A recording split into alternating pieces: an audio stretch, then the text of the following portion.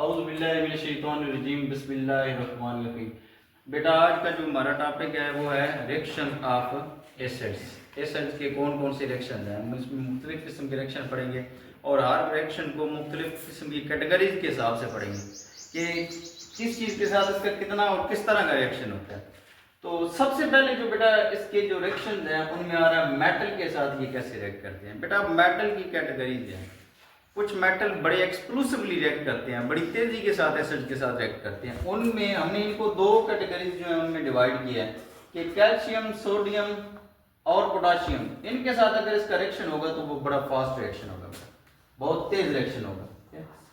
तेज reaction में बेटा product predict करना बड़ा मुश्किल हो जाता है, सीवियर कंडीशंस चाहिए होती हैं उसमें। अब क्या होगा, अगर स्लो रिएक्शन करता है, जारी बात है अगर फास्ट रिएक्शन होता है तो किसी न किसी चीज के साथ स्लो भी रिएक्शन होता है। स्लो रिएक्शन बेटा ये मैंने मेंशन किए हैं जिंक और एल्यूमिनियम, दो मेटल यहाँ पे सिर्फ हम एग्जांपल के तौर पे ले रहे हैं। इनके साथ इसका जो रिएक्शन होता है वो स्लो होता है और स्लो रिएक्शन जब भी होगा बेटा हाइड्रोजन गैस वहां से क्या होगी, खारिज हो जाएगी। ठीक है, अब जरा इनको देखते हैं कि ये रिएक्शन इनका होता कैसे है। बेटा अगर जिंक हम ले, दो की एग्जांपल ये दोनों को हम एक्सप्लेन करेंगे। जिंक को सल्फ्यूरिक एसिड के साथ रिएक्ट करेंगे। बेटा ये जो जिंक होता है, मेटल होता है, ये नेगेटिव पोर्शन जो होता है एसिड का उसके साथ रिएक्ट करता है, यानी कि सल्फेट SO4 2 नेगेटिव होता है, जिंक का 2 पॉजिटिव चार्ज होता है, ये दोनों रिएक्ट करेंगे, जिंक सल्फेट बन जाएगा हमारे पास।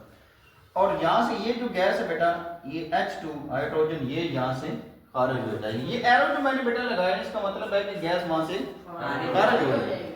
इसी के साथ बेटा अगर एल्यूमिनियम के साथ इसका रिएक्शन किया जाए तो इसके कितने मोल लेंगे, इसके कितने मोल लेंगे, रिएक्शन वही बिल्कुल सेम होगा। ये देखो एल्यूमिनियम इसके सेकंड पार्ट के साथ क्लोरीन के साथ रिएक्ट करके एल्यूमिनियम क्लोराइड बना रहा है और साथ में ये क्या निकल रही है, गैस, हाइड्रोजन गैस है यहाँ से। बेटा जो थर्ड रिएक्शन है वो है न्यूट्रलाइजेशन रिएक्शन। बेटा जब भी न्यूट्रलाइजेशन होती है तो एसिड और बेस मिलते हैं और सॉल्ट और वाटर बनते हैं। ये आप पहले पढ़ चुके हैं न्यूट्रलाइजेशन रिएक्शन। कौन से कंसेप्ट में ये वैसे पढ़ा था, ये पहले वाला रिएक्शन आपने अरेनियस के कंसेप्ट में पढ़ा हुआ। बेटा HCl एक एसिड है, NaOH बेस है।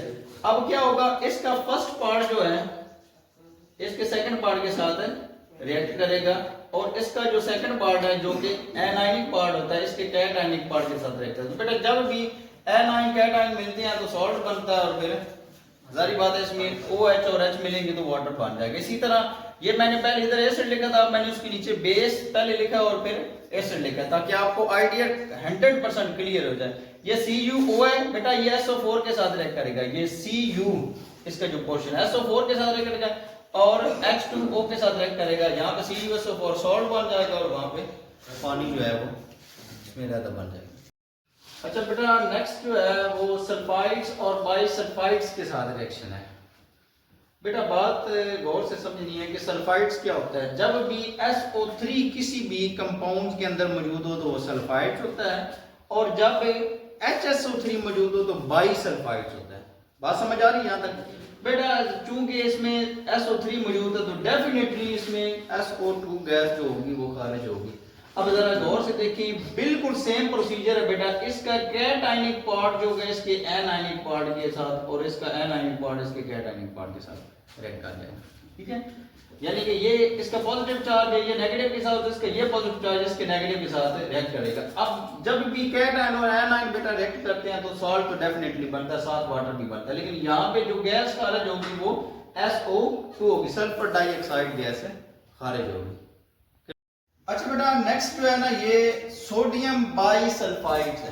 ठीक है, बाई किस वजह से है, इसमें क्या मौजूद है, H मौजूद है, इसमें H की वजह से ये बाइसल्फाइड हो जाएगा बेटा। अब क्या होगा, इसका ये कैटायनिक पार्ट है, इसके एनायनिक पार्ट से मिलेगा, NaCl के साथ मिलेगा तो सोडियम क्लोराइड, पता है कौन सा नमक होता है ये जो खाने में हम इस्तेमाल करते हैं। आगे HSO3 रह गया बेटा, एक H इसका मिलेगा और एक O यहाँ से, तो वाटर बन जाएगा और बच जाएगी यहाँ पे SO2 और SO2 यहाँ से रिमूव हो जाएगी। और जब भी एरो, हमने पहले भी पढ़ चुके हैं, जब भी एरो लगाते हैं इसका मतलब कि गैस खारिज हो रही है। इस प्रोसेस के अंदर गैस क्या हो रही है, खारिज। क्लियर हो गया ये आइडिया भी? एक रिएक्शन रह गया आपका। अच्छा जी बेटा लास्ट रिएक्शन जो यहाँ पे दिया गया है एसिड का वो सल्फाइड्स के साथ रिएक्शन है, रिएक्शन विद सल्फाइड, सल्फाइड्स के साथ इसका रिएक्शन दिया गया। अब बेटा हमने देखना क्या है कि जब भी S अकेला आपको किसी चीज में नजर आए तो वो सल्फाइड होता है। ठीक FES डेफिनेटली वही प्रोसीजर फॉलो होगा यहाँ पे भी बेटा। इसका कैटायन इसके एनायन के साथ, इधर का कैटायन इसके एनायन के साथ, तो बेटा ये क्या चीज बनेगी, ये हमेशा सॉल्ट बनता है। कैटायन एनायन के जहां पे भी जिक्र आएगा क्या बनेगा, जहां पे भी जिक्र आएगा कैटायन एनायन के रिएक्शन हो रहा है, सॉल्ट बनेगा बेटा। साथ में ये गैस बेटा खारिज हो रही है ना, ये हाइड्रोजन सल्फाइड गैस है, जेडे तुसी चूरन खाते हो